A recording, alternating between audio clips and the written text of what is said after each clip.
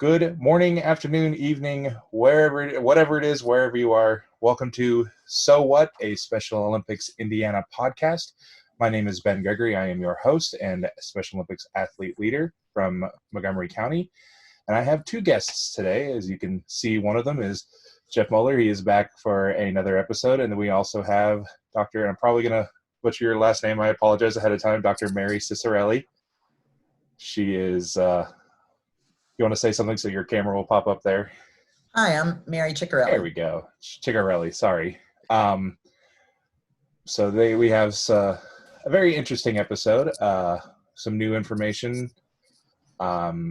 Jeff, if you want to get started on the Special Olympics side of things, we'll go ahead and start listening to what you got to say.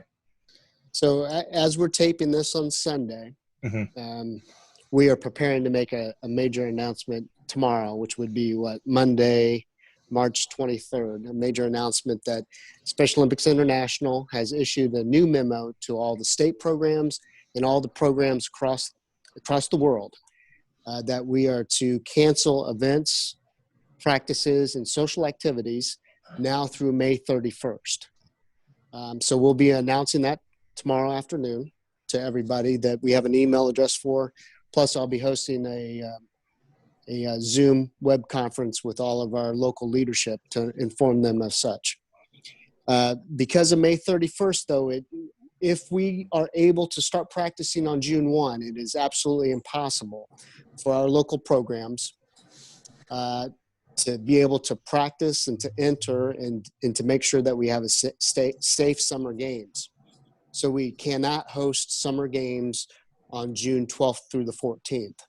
Now, we're already talking to Indiana State University to see if there's alternatives available to us later in the summer.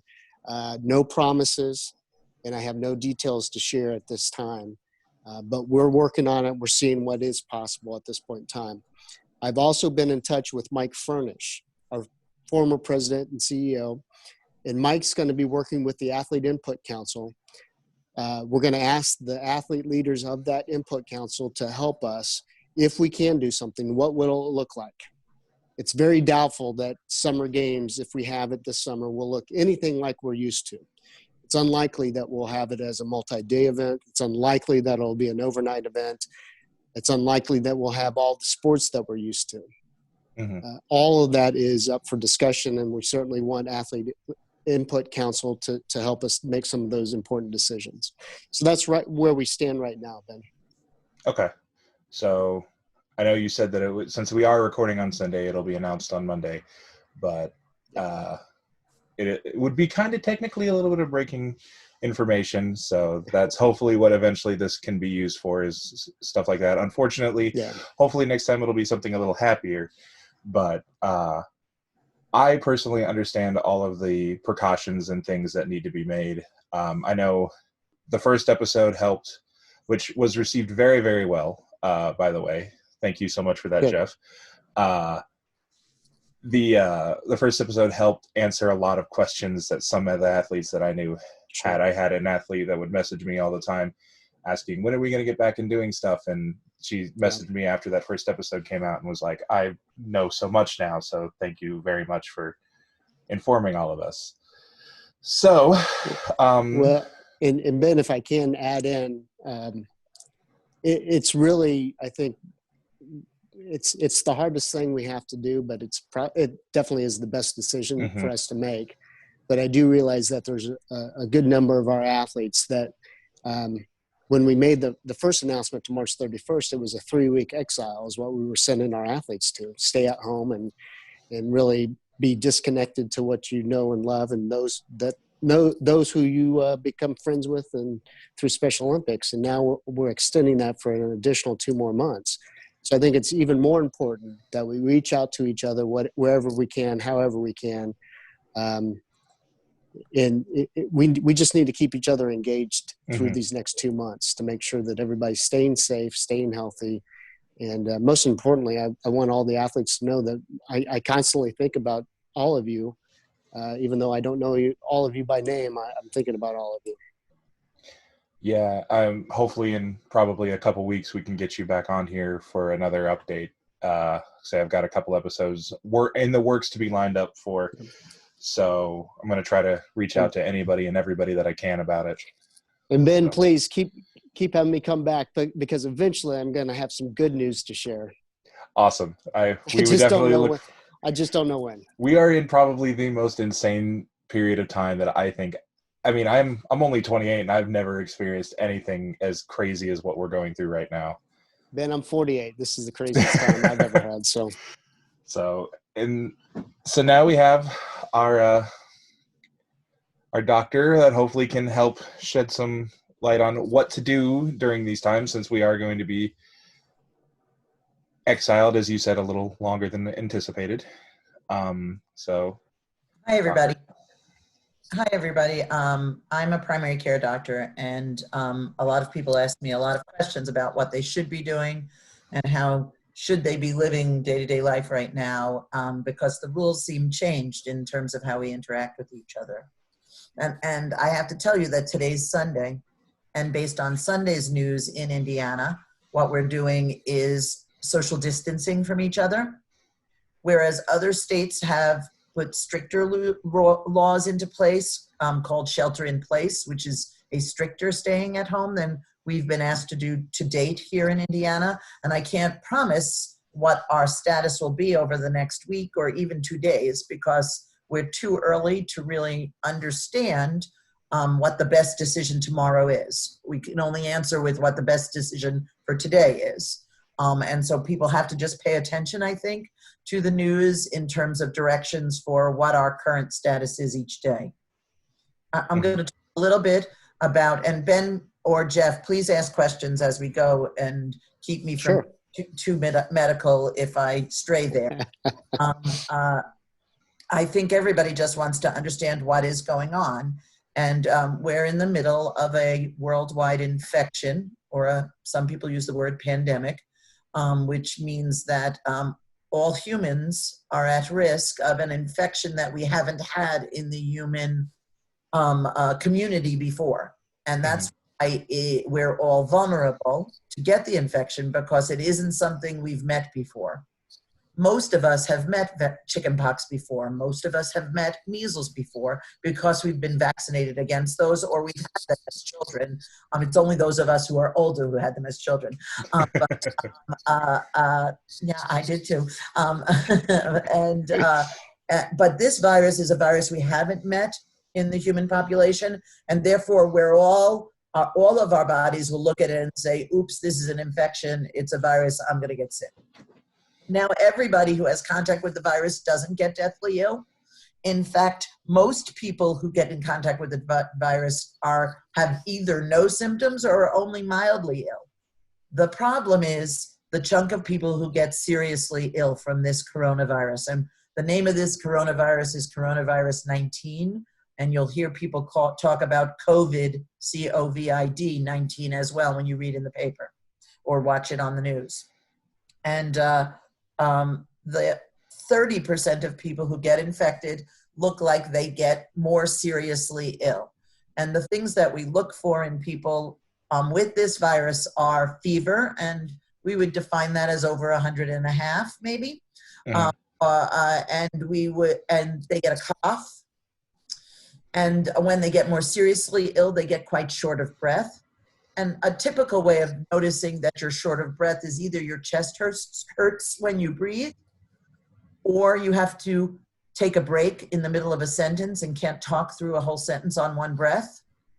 Or maybe you can't take a big breath and hold it for 10 seconds without losing your breath. Those would all be ways you could think about what does it mean to be short of breath. And some people are also having some stomach upset with this virus as well, and some diarrhea. The tricky thing about this virus is that the average person won't get sick for about 5 days after being exposed to it.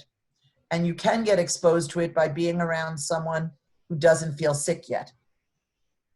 Some people have gotten sick as long as 14 days after they were around someone who has had the virus already.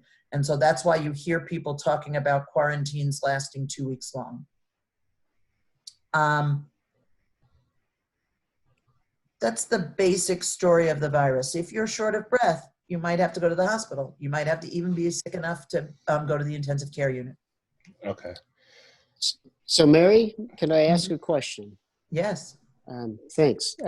Should our athletes be scared? I think that when people are in circumstances where there are new rules that they've never had before, there's a tendency to feel scared. I think there are things we can do to protect ourselves and the people we love. And if we do the best we can to take care of ourselves and the people we love, then we shouldn't be scared. And so I would like to talk a little more about what it means to take care of ourselves and the people we love. Okay. I think that'd be great for all of us, not just our athletes, to hear this.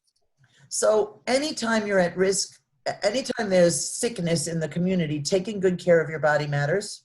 So you need to hydrate well and eat healthy and get enough sleep and just take care of the machine that is your body. In addition, we're working on something called social distancing. And Ben and Jeff, I sent both of you a graphic that I don't know if you can post it in some manner after the when the podcast goes live, because I think it's a nice graphic that very simply tells everybody what we mean by social distancing. And so I'm going to read a little bit from that if it's okay. Okay. So social distancing means stay away from group gatherings. Just don't do it. Don't have sleepovers at friends' houses. Don't go to concerts. Don't go to movie theaters. This is one that we've all heard for Special Olympics. Don't go to athletic events. Don't go to crowded stores. Don't go to the mall. Don't go to Disneyland or water parks. Don't go to your gym. Don't have company come over to your house. Don't let people who don't need to be at your house be at your house. So those are the things to try to not do. Things you can do. You can take a walk outside. You can run outside. You can ride a bike outside, although it's snowing right this second out my window. I want to take a bike ride, but I think this is the last day of snow we're going to have this week. I hope so. And so as doing sports outside is perfectly acceptable in this weather. You should just maintain 6 feet between you and other people around you. So you'll see lots of people out running or walking their dogs, and all of those things right now in Indiana are perfectly fine. Another good way to get exercise is this is a nice time of the year to do some yard work because it's the beginning of the spring. And that kind of activity outside is perfectly lovely. You can play in your backyard. You can kick a soccer ball around your backyard if you have a yard. If you don't have a yard and you're at a park, you want to go someplace where you can maintain your distance from others. I don't want you to go play a soccer game where you're going to have contact with all the other athletes on the soccer team because that's different. Mm-hmm. I don't want you to play basketball because you will have contact with other people on the basketball court. So anything that causes contact, you shouldn't do. That's different than running on a track, running in the park, playing ball by yourself and shooting goals in the backyard with your soccer ball.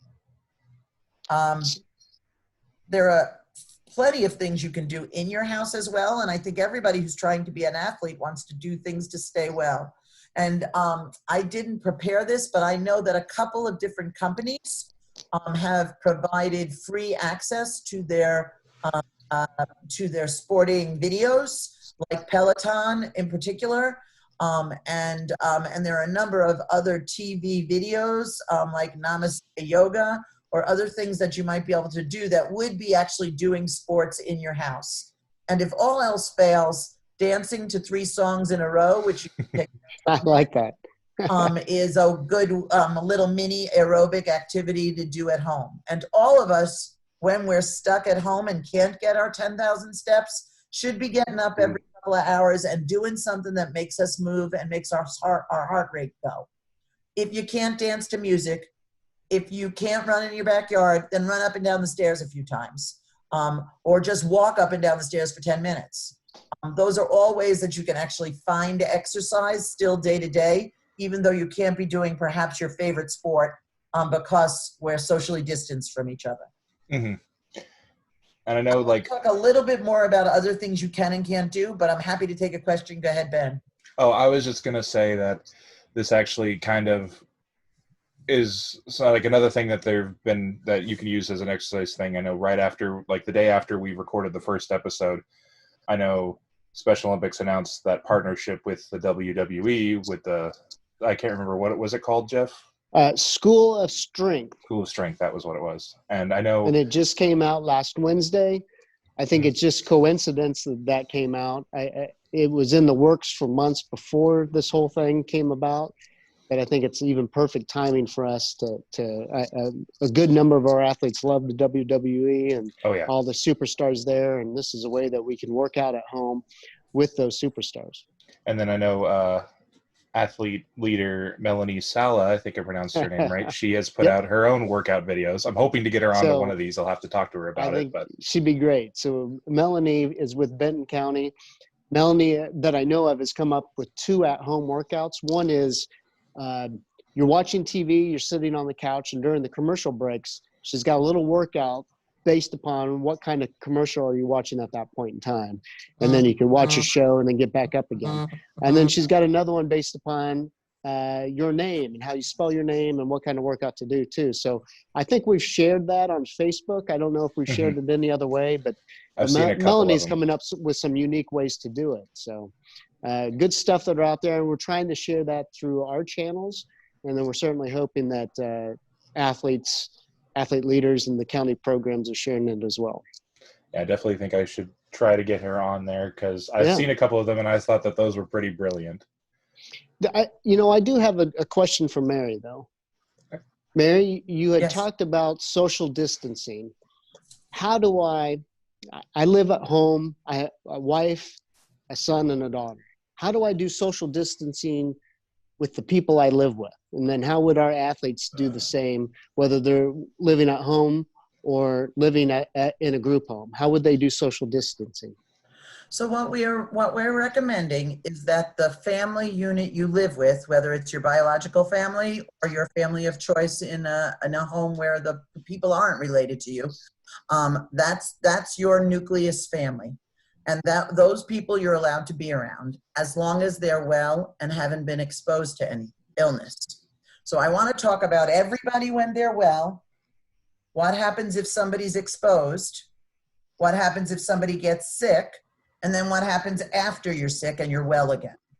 And I think all of those matter in terms of how we think about the instructions that we want to give people. And so let's say we're all well, and to the best of our knowledge, none of us have been exposed to someone who's sick with the coronavirus. That means that everybody in our house only has contact with each other and not other people. Now, this gets complicated when we start thinking about who else is coming into the house, because other people might be serving you in your house if you live particularly in a group home or a waiver home. And how do we keep those people safe because they have people coming and going in their homes? Well, if you're going to have somebody from an outer circle come in, then we want to be careful about touching each other's stuff. We should be not using each other's personal items. Personal items are toothbrushes and the cup that you drink from and towels that you use to dry your hands or your face. All of those should be separate for each person. And if there are surfaces that a lot of people touch, I recommend when anybody comes in from being outdoors, the first thing they do is wash their hands well. And washing your hands well means with soap and water for 20 seconds. I think most people are using the Happy Birthday song as a good song to sing to yourself because that's a long enough period of time to wash your hands. And when you wash your hands, you got to wash all the surfaces. So that means your palms, the backs of your hands, between your fingers, your fingertips, your thumbs, and your wrists. I just did it much faster than 20 seconds. So you're doing all of that for 20 whole seconds. And then you can rinse your hands with the soap and water. And so that's the first thing you do when you come in from outside. And then if you are not somebody who's in that nucleus family, if you're doing things around the house, you clean up after yourself by using some kind of antiseptic or a disinfectant spray, solution, homemade bleach solution. Any of those are fine. And think about things that are high touch surfaces. High touch surfaces are counters, light switches, handles, common use phones, TV remote. TV remotes. All of those are common use and should be wiped down episodically. As a doctor in the clinic now, because anybody could be exposed who's coming in, we're wiping down every exam room between every patient as a way of keeping high touch surfaces clean. If no one's in your house but you and your nuclear family and none of you have been exposed, all of this cleaning very often in the day isn't necessary. It's only once somebody has some risk of exposure or has been exposed that you would do all of that type of cleaning in your house. I probably should just explain, in case no one's done that yet, the virus is spread through droplets of moisture that come out of our mouth or nose. And those, when we speak, we all spray a little bit without doing it on purpose. And our spray that comes out of our nose and mouth, when we speak, it goes a little distance. If we sneeze or cough, it goes a little further distance out of our face. And that's why we say that you need to be more than 3 feet away from each other, ideally 6 feet, so that nobody gets each other's spray. If your spray comes and lands on the table right in front of you, then you want to clean it down. And so that's how the virus is spread.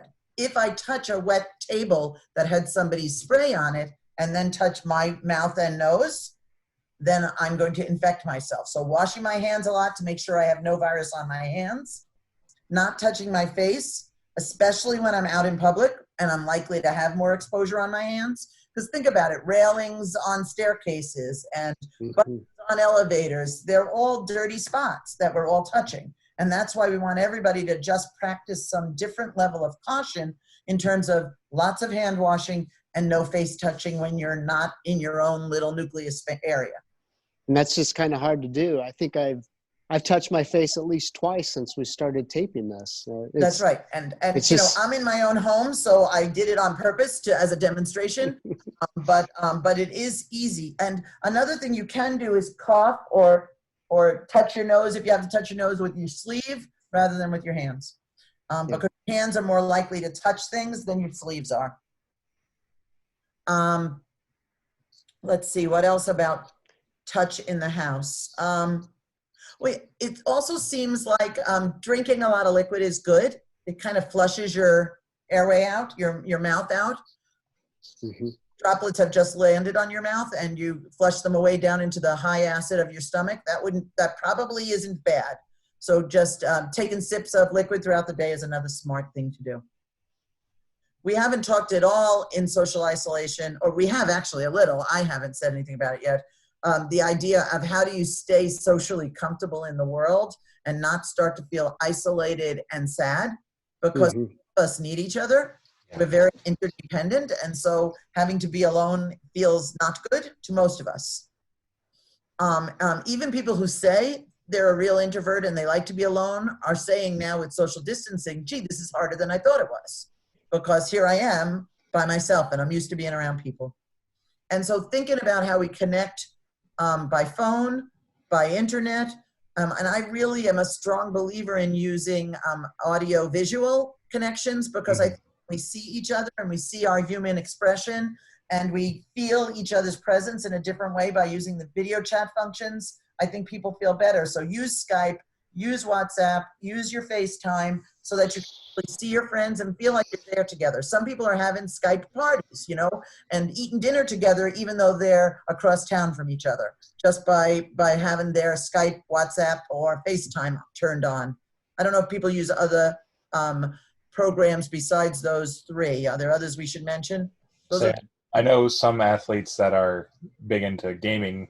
I know I use like my Xbox. I have some friends who I talk to who live in Oklahoma who are, just in case they have completely socially isolated themselves, because they are at a higher risk to get ill. And so they use Xbox to or in PlayStation or Nintendo Switch or whatever system you're using at the time to interact with other people. I mean, it's not audio visual, but it's still audio and you still are having fun doing other little things. Yep. So I think all of those ways to interact are important. There's plenty of other things you can do at home. And so if you have to begin to think about, so what could I do at home? You could learn to cook or make new meals, or draw, color, crochet, knit, do puzzles, do jigsaw puzzles, do the chores that you've never done. I promise you all, I'm going to actually clean out my bedroom closet. That's on my absolute list to do. The other thing we should do is check on each other formally. So make yourself a schedule to think, who on my block is isolated? Who in my circle of friends do I worry about because they're isolated? Elderly people in particular absolutely need to stay home. So in Italy, most of the deaths are in people over age 70. And we're telling people over age 70, don't leave your house. Just stay home. Yeah. So don't go to the grocery store. Let someone else do that for you. Don't pick up your own medicine. Let someone else do that for you.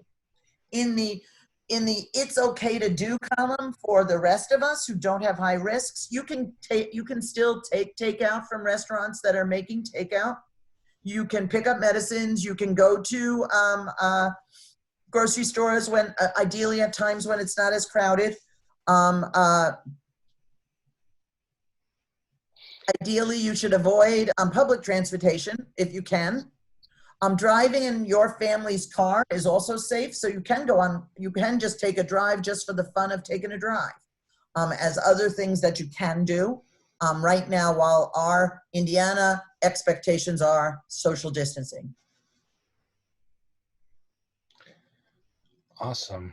That is a whole lot of good information that I'm hoping. So that one of the reasons why when Jeff mentioned you last week, I was excited to get you on here is I know some athletes when they go to the doctors don't speak English, if you know what I mean. They don't speak in layman's terms. So when he was mentioning that you worked with a lot of people with special needs, I was like, absolutely, let's get her on here. She'll speak English and everyone will hopefully understand a lot better. Because I know I'm understanding a lot better. So even when you go to the grocery store, I want you to think about what you're touching. Mm-hmm. If you're the kind of person who has to touch everything, stop doing that when you're outside your house. And so if you could, I was talking to somebody someplace and I just tried to be conscious that my hands weren't flying. I'm Italian, and so my hands fly all the time. And I touch things all the time, and I touch people all the time. And so I've been just actually holding my hands like this to keep myself from touching too many things when I have to be out of the house for some reason. Don't forget that when you have your phone outside the house with you and then you touch everything and you touch your phone, that's also dirty. Mm-hmm. And then I know a few places aren't accepting physical cash as well because cash is a very dirty substance as well. I think that most of the restaurants have their cashiers, or the grocery stores have their cashiers just wearing plastic gloves to help with, because that it is prohibitive to expect that the whole population has plastic to pay with. Right.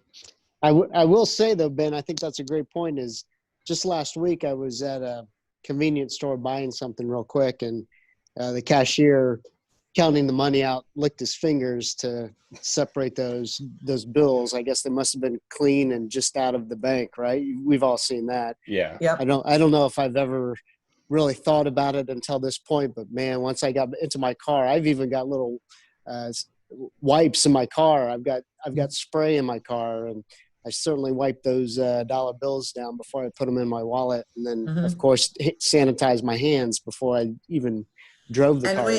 And this is a hard question because we're not in agreement as a scientific community at how long surfaces stay infected. And so I've read conflicting information on this, and I'm hesitant to even give you information on how long the virus can last on different surfaces. It seems like over a day. Wow. And so how long? I think we just don't know. How long do most viruses last on the surface? Well, usually a virus won't last if the surface is completely dried. They need moisture to survive, usually. And so then the question is, if the surface is completely dry, does it last overnight? Maybe not, but I don't want to make any false claims. Right. But there's some people that think that this virus is lasting longer on the surface than the usual virus. Well, particularly when you start to think about how long does the back of your sofa fabric take to dry? Oh, How long does this tablecloth take to dry? How long is the countertop really dry? You know, and therefore, because if it has to evaporate to get dry and then be dry for a certain period of time, that could be days, right? Even just because we spilled something on the kitchen table. Yeah. so Mary, I'm starting to think that I'm just hypothetical. I don't feel sick. What happens? What should I do if I think I'm getting sick? If I think I'm running a fever? If I think that. So remember at the beginning how I told you I'm going to give you different instructions today than tomorrow and the next day, so I can give you the instructions we're giving today. And that is that if you get a fever and you have a cough, but you're not having trouble breathing or drinking plenty of liquids, then you should quarantine yourself at home, drink a lot of liquids, use some Tylenol or Motrin or Aleve, that's ibuprofen or naproxen, to treat the fever. Drink lots of liquids, eat solids if you can, and completely stay away from other people. So ideally, you should actually stay, if you live in a house with multiple people and you're sick, you should stay in your own bedroom, and if at all possible, use a separate bathroom from everyone else and have someone just bring you what you need to the room. And so truly be bedbound, room-bound if you're feeling sick. If you're feeling sick and you can't breathe, then you'll have to go to an emergency room. At this point, we are not keeping up with being able to test people who are symptomatic unless they're symptomatic enough to need serious hospitalization. So just going to ask to be tested today is not going to get you tested. And people who are getting tested today aren't getting their results today. So if you're sick and have been tested and don't have the results, or you're sick and you can't get tested, you should quarantine yourself as best you can. If family have to be around you because you don't have a way in your own home to limit your space, then do all of that high-touch counter cleaning. And ideally, you could wear a mask if we had enough masks to go around. Wearing cloth-only masks is not very good. They don't really work in placement of official surgical masks, but really working hard not to have contact of each other's secretions. If at all possible, the washer and the dryer kill the virus. So hot water in the washer and the heat of a dryer will kill the virus. So you can put a lot of stuff in the dryer and just let it run. If you have cloth that you need to feel comfortable about it being clean. If you've been sick, then you want to know when you're allowed to come back out to the rest of the world. The current rule is that you have to have no fever, 0 fever for 3 whole days, 72 hours, and you have to have first gotten sick at least 7 days ago. And at that point, you can come back out and be around other humans, even if you still have a little bit of a cough. No fever for 3 days, sick for at least 7 days.